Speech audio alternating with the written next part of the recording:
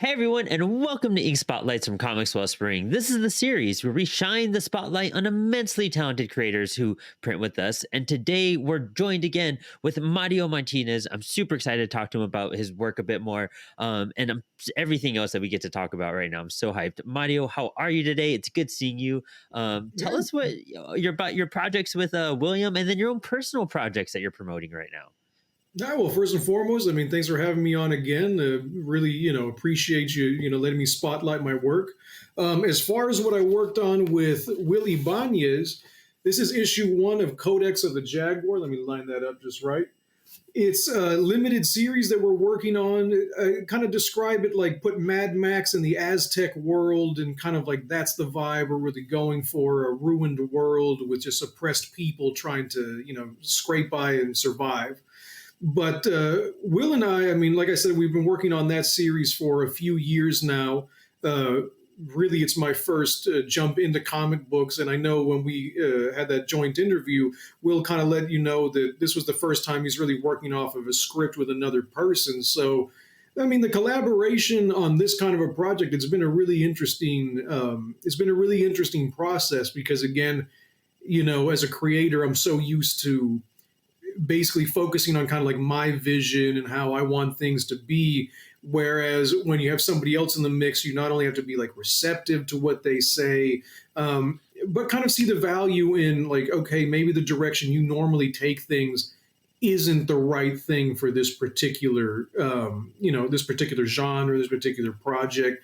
Like we talked about, usually I write horror stories and things like that, but that doesn't really lend itself too well to the kind of story we were writing there.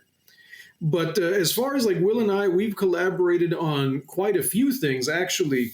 Um, the last book that we collaborated on is this one here called Cipatli and the Glowing Pigs of El Cenizo.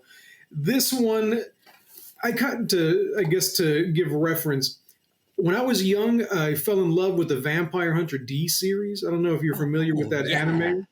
Yeah, yeah. I got the books actually. The omnibuses have been coming out too. Yeah, oh, yeah. nice. Right behind me, I have probably, I don't know, 20 volumes of the novels that came out with little illustrations by Yoshitaka Amano and stuff like that. I got to meet him one time too, Oh, at San really? Diego Comic-Con. Yeah, I got some Oh, he was I wow. think it was a rare appearance he did here in the States, happened to be there, and I got, like, a Sandman sketch, a quick Wolverine, Oh, and that. a little Electro one from him. It was super, super sweet dude as well, like, yeah, phenomenal Oh, artist.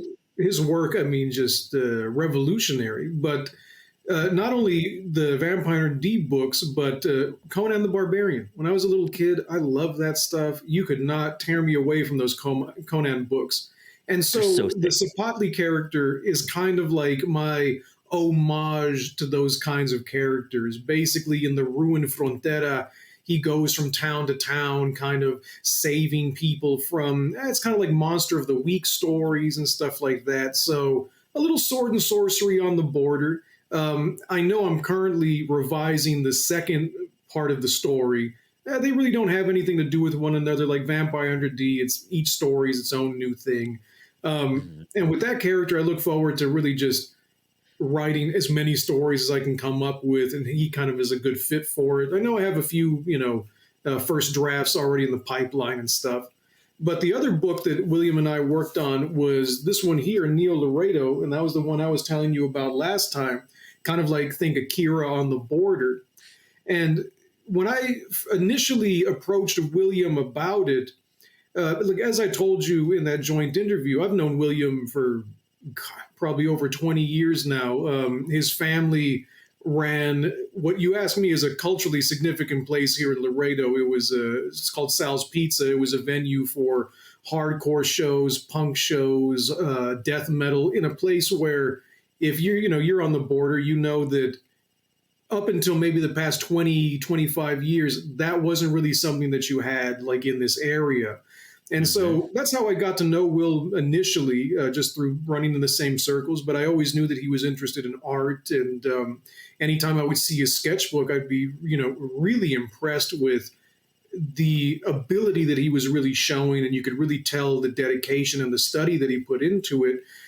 And so when I initially wanted to start writing this book, as we kind of talked about, Laredo, where I'm from, really doesn't have much of a literary history, a community, or even like it. I mean, we were sadly known as the largest city in America without a bookstore for about 4 years or something like that. Wow. Yeah, I mean, the sad That's things wild. were, yeah, it was, we have a population of about 250,000 people, and we didn't have a Mhm. bookstore save the college bookstores for textbooks. Um, Wow. and so, I wrote this book. A lot of it was a love letter to growing up in Laredo, enjoying the punk scene, the hardcore scene, of being in love with like anime and stuff like that.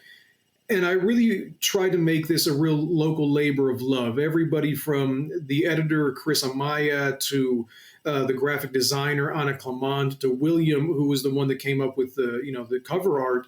All of us are Laredoans. And I just thought that was a really important thing to do, to make sure that we're not like outsourcing this stuff, to kind of show the community not only is this possible, but hey, here's a group of people that can actually make it possible. So, I mean, I thought that was an important thing. But as far as upcoming projects, the last book I came out with was a short story collection. This one here, "The Chickens That Are Not Her Yep. Chickens." But the thing I really enjoyed about this one, and let me find a good one for you, is that again, I like to do things as local as I can get it. And this is some of the sketches from a local artist named Jorge Javier Lopez. And let me find it. I love your approach with that too. Finding really representing your city and representing your heritage. I think that informs so much. Oh wow, it's amazing. Oh no, That's so his awesome. artwork is so distressed and disturbing that the first time I saw it, fell in love with it. And when I had the idea to maybe put illustrations into a book, I mean, I didn't ask a number of people and then landed on him. It was, hey, George, let's get this thing done. And again, really wanted to highlight this is from the area because I don't know, I think for a lot of artists, you kind of yearn for something that maybe you don't find it where you are, or you see glimmers of it in artworks, but you don't really see the full thing that you're looking for. And Mm-hmm. I just think it's super important to have that in a community because I think Mm-hmm. for so many larger places, like since we're talking Texas, Dallas, San Antonio, Houston, you have millions and millions of people, and so Yeah. those kinds of things are almost ingrained into those cities. Laredo, I do not know what it is about. We have plenty of artists, we have very talented people that are here. It's just getting it out into the forefront and getting people to really pay attention to it is probably one of those difficulties.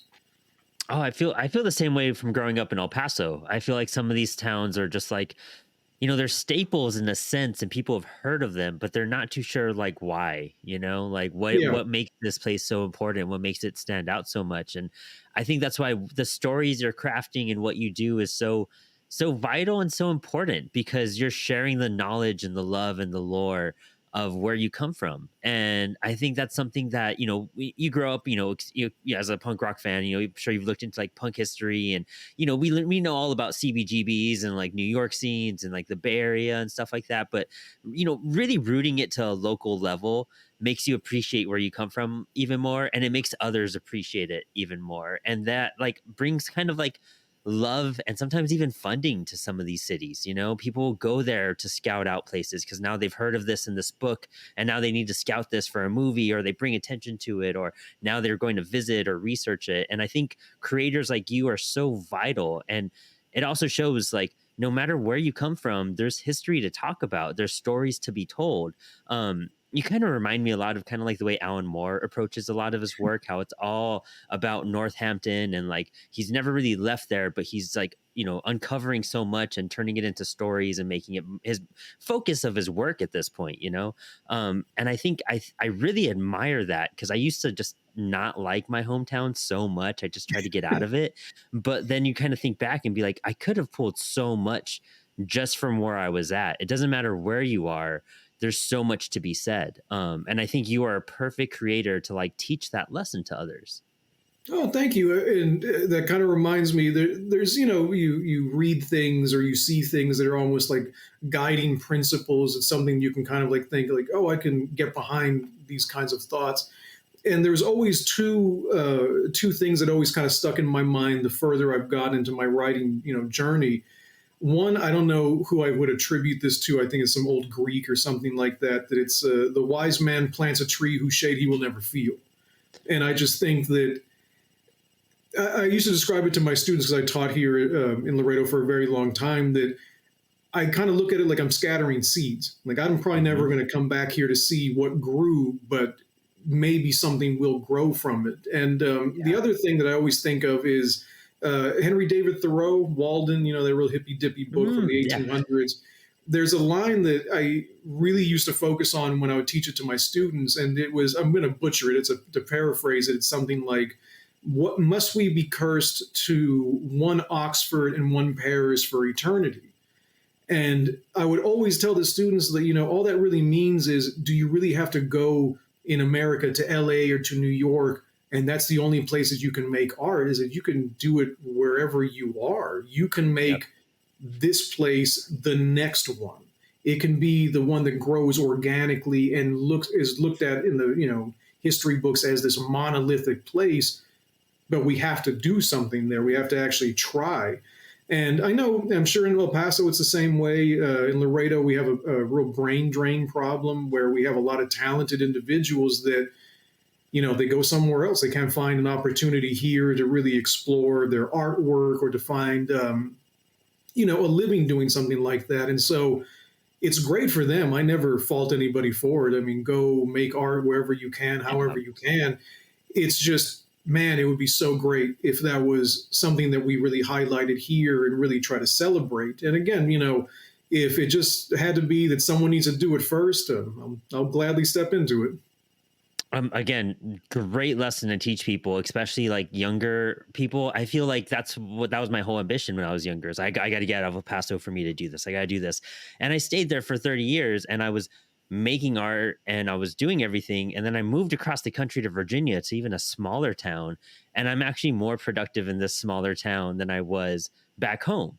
And it just, again, goes to prove like you can make art anywhere. Like you just need to sit down and do it and create it, and then be willing to share it with the world. Find your outlets, find your connections, find your community online. Like the crazy thing about the internet now is that you can find your community and be heavily interacted with them and not be anywhere near anybody.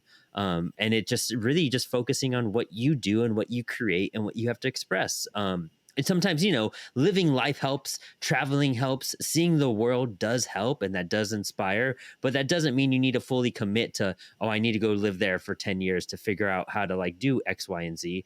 You could go visit there for 10 days and then come back and feel inspired and, excited and full of things, and then know what to research. So there's so many paths to take, but there's no excuse not to make art, basically. And that's Oh, yeah. essentially what your biggest point is. Yeah. No, and again, the doing this in the 21st century, we are nowhere near each other. We are having this conversation. The amounts of forums, sites, I mean, subreddits that you can get a hold of where you are finding a community of people, where you are finding readers with suggestions, with reading lists, with, oh, hey, have you seen this? Have you seen that? Maybe that'll influence you this way or that way. Even as it is, William, and we created a comic book. He's in New Jersey. I'm in the southern tip of Texas, and it didn't seem to bother us at all. Yeah, exactly. Again, yeah, I run Apollo here out of Winchester, Virginia, and Alex is in Texas, and then my artists are North Carolina, Florida, Connecticut, all over the place. And so you can really connect and really make these strong relationships where you're at. It's just a matter of, I was just telling my girlfriend we're working on a story last night for, a book that she wants to make. And Oh, nice. we were saying like, oh, well, like she just wants to have fun with it. And I was like, it's always fun. The hardest part is just doing it. Like just deciding Yeah. like, okay, we're going to do this instead of watch TV, or we're going to do this instead of, being lazy and like just hanging out. Like, no, we're going to sit down and brainstorm and create stuff. And Mhm. once you get in that groove and you start talking and the ideas start flowing, an hour, 3 hours will just fly by, and you'll realize like, oh wow, I was having way more fun doing this than I ever Oh, yeah. imagined. And the hardest part was just like, okay, let's just start, like that's literally it. No, really. Like I said, with William, this is really the first time that I've really done a deep, collaborative effort. And that is one of the fun things about it, where it's, hey, well, this is my initial idea. Well, how can we work something like that? What's it going to turn into? And then suddenly you're fitting your own kind of pieces into this storyline. William's fitting his pieces into it as well. And it's turning into something that, I know that even if I had an idea like it, I would never have been able to implement it. I needed that teamwork involved. Because, yeah, otherwise, I mean, I've had ideas for, oh, that would make a great comic.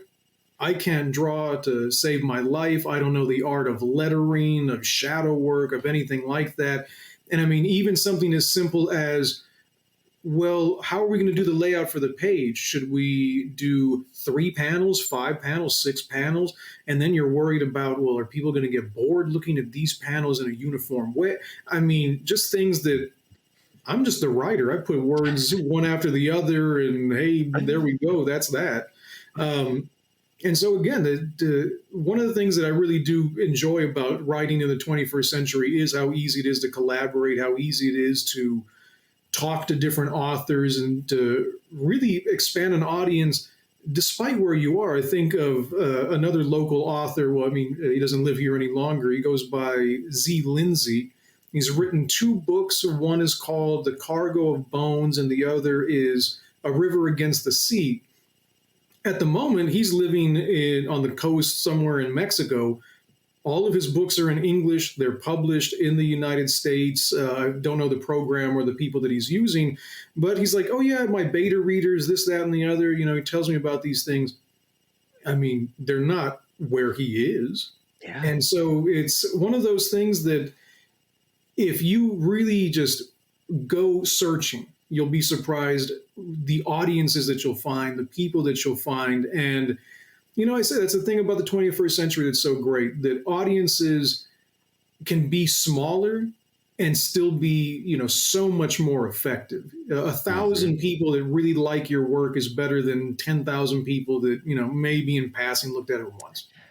100%. And I think that's a great thing to keep in mind as an indie creator too, is that, you find your small group. It doesn't need to be thousands and thousands and whatnot, but just, 50, 100 people, and that's going to grow. If you grow by 5 fans every year, guess what? In, 5 years, you're going to be like actually be making some decent money if you keep producing your work and working hard at it. That honestly, this whole entire conversation is just packed with great insight and information for people to know. I really can't wait to get you on Inspired Ink, where we could do a nice long form conversation, because I really could talk to you all day about this stuff. Where can we find your work? Let's direct our fans right over there, and that way they can pick up some copies and know all about your city. Sure. The easiest place is just Amazon.com. You type in Mario E. Martinez books. You'll find me there. I've got anthologies, some of my own works. You can find me on Instagram. It's at the Mario MTZ.